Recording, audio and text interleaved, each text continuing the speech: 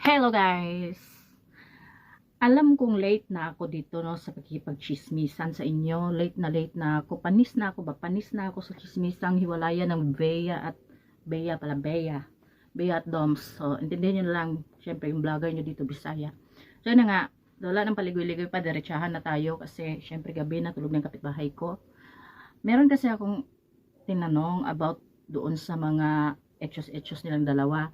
Hindi na sana ako magre-react or magko-comment about sa mga nangyayari, mag-isawsaw sa mga buhay-buhay nila.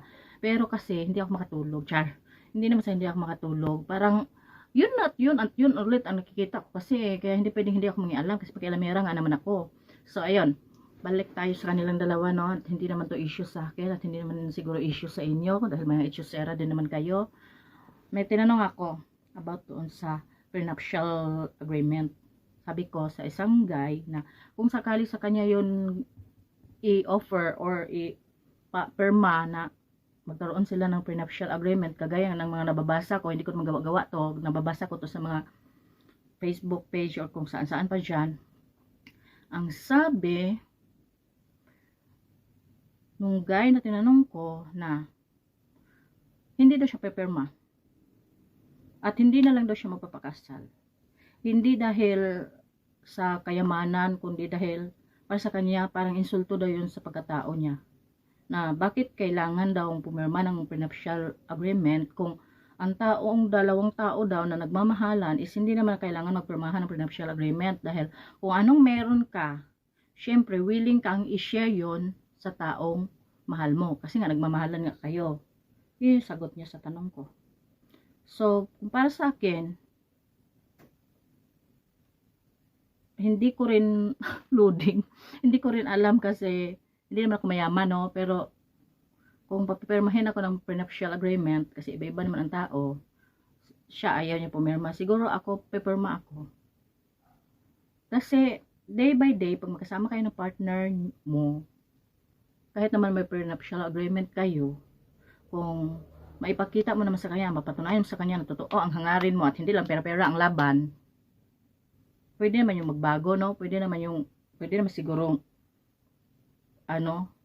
magbago siya, i-share niya yung kung ano meron siya sa'yo, ganun. Parang, tsaka magsusumikap ako para ipakita ko na hindi lang yun ang, ang issue dito. Hindi lang yun ang issue ng relationship namin. Kaso, naiba na naman ang kwento, guys. Nalito na talaga ako ba? Kasi, hindi naman na prenuptial ngayon ang nabasa ko. Ang nabasa ko na naman na dahilan ng hiwalayan nila is wala man lang daw ka effort sa Dom na mag-propose. So, naglakad siya doon sa pictorial or ano pa yung commercial ba yung ginawa ni Bea doon or ano, nakita ko lang din naman, hindi ko na inano kasi nga hindi nga dapat ako mag-alam diyan. Tapos biglang bigay niya yung sing-sing, "Lord, will you marry me?" Ganon. Tapos tanggap naman ng babae. Pero in-expect pala ng babae na sa ibang bansa mag-propose yung lalaki. Yung kumbaga, dapat mas bongga yung proposal. Katulad na lang ng mga iba dyan na mga celebrity na bongga ang proposal. Siguro, ganun ang in-expect niya. So, nung pinanood ko yung proposal ni Dom, kasi nga na-curious ako, ano bang kasimple yung proposal na yun? Bakit sabi, yun naman dahilan, kaya hindi sila pwedeng magpakasal or nag-atrasa na. Napanood ko nga, yun lang ang ginawa. Wala man lang fireworks, wala man lang. Pero sa bagay, magastos naman kasi yun, di ba? So, malay ba naman natin, kagaya nga ng mga sabi ng iba na hindi naman kasi yaman Bea to si Dominic. So, tipid-tipid muna kasi kailangan niya paghandaan yung wedding eh. Tapos meron pa akong nabasa sa comment na nagpropose si Dom, dapat ready na siya kasi magpapakasal na sila. So, magpapakasal na sila, kailangan naka-ready na siya ng bahay na titirhan nilang dalawa ni Bea. Hindi porket mayaman daw to si Bea, doon na lang din daw titira si Dom sa bahay ni Bea pagkatapos ng kasal nila. So, para naman daw nanalo sa luto to si Dom, no? Yun ang sabi.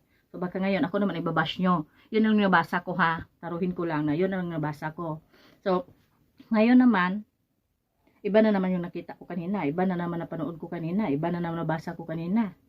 Na naghiwalay silang dalawa kasi itong mga kampo ni Bea Alonso, mga family or mga kaagapay niya sa buhay, pinaimbestigahan daw si Dominic kung anong trabaho, anong ganito, anong ganyan. Wala, bakit kailangan imbestigahan si Dominic?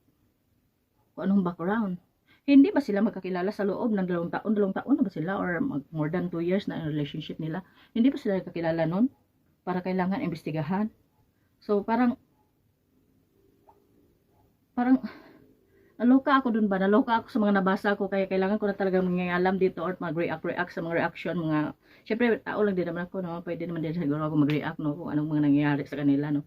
Kasi celebrity sila, so syempre,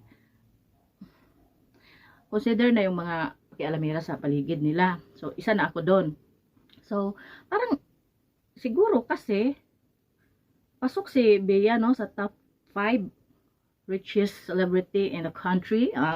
Ganon. Pasok kasi siya. So, medyo, yun siguro ang dahilan talaga kaya nagdadalawang isip siya na magpakasal kay Dom kasi, at pina-check pa yung background ko, no, ng Dominic Roque na yan. Kasi, siyempre gusto nilang malaman, siguro yung family din, nagsulsul din, nagado ganyan. Hindi ko rin naman alam kasi wala naman ako doon sa mga pangyayari sa buhay nila. Pero according to the basa-basa, sa lahat na lang na nakikita ko, lagi na lang kasalubong ko about sa kanilang dalawa. Yun, parang siguro dahil doon na medyo sobrang angat lang talaga si Bea Alonzo kung ikumpara kay Dominic. So, yung iba naman nagalit na galit kay Bea na kasalan na lang daw ni Bea yung kayamanan niya o kaya dalhin na lang daw ni Bea sa hukay yung kayamanan niya, mga ganun-ganun, mga nabasa ko, mga haters, mga bashers dyan. So ano nga pala ang gagawin ng kayamanan kung hindi mo i-share sa partner mo? So kung sa taas ni Bea, sobrang taas na kasi to the highest level na kasi siya, so dapat mag-asawa na lang din siya naka-level niya para hindi na siya magduda or magkaroon ng trust issue. Kasi sabi naman ng isa kong nabasang comment doon na marami na daw break up na naganap kay Bea, kaya daw may trust issue na siya. So, dahil may trust issue na siya, nagkaroon na ng issue, mahirap na siyang magtiwala or ganyan nangyari. Pag naghiwalay daw talaga ng tuluyan yung dalawang yan at hindi ba tuloy ang kasal, ibig daw sabihin nun, sabihin talaga ang may problema. So, hindi galing sa akin yun. Galing yun doon sa nabasa ko. Kahit kakalin yun ng mga social media dyan, ganyan talaga mga sabi ng mga tao, no? Hindi ako naninira or nangingialam dyan. Nagbasa-basa lang ako. Nakakaloka lang yung mga dahilan-dahilan na parang wala naman ako nakitang magandang dahilan para maghiwalay sila or parang ang babaw naman ng mga dahilan para maghiwalay yung dalawang nagmamahalan kung talagang nagmamahalan. So, ito namang lalaki, kung wala pang maibuga or wala pang ano, kasi sabi nila, bakit? May kaya din naman ang pamilya ni Dom, ganon. May kaya nga ang pamilya niya yun, hindi siya yun.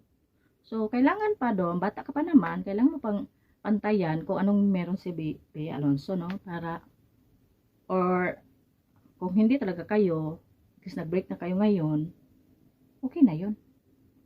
Kaysa naman ipilit nyo ang mga bagay-bagay na hindi para sa inyo. Tapos at the end, pag nagsama na kayo, maghiwalay rin naman kayo kasi hindi kayo magkaintindihan, kasi ganito, kasi ganyan. So, nakitrending din kayo sa hiwalayan ng iba, no? Tapos ngayon naman kayo naman. So, okay na rin yan, mga teknik-teknik na hiwalayan. Kasi pag ang tao na hindi na nagkakaintindihan, hindi na magkasundo, dapat maghiwalay na. So, ayun na lang muna. Hindi ko na ang gulo-gulo ko na. Thank you so much. And please do subscribe my channel. Bye-bye.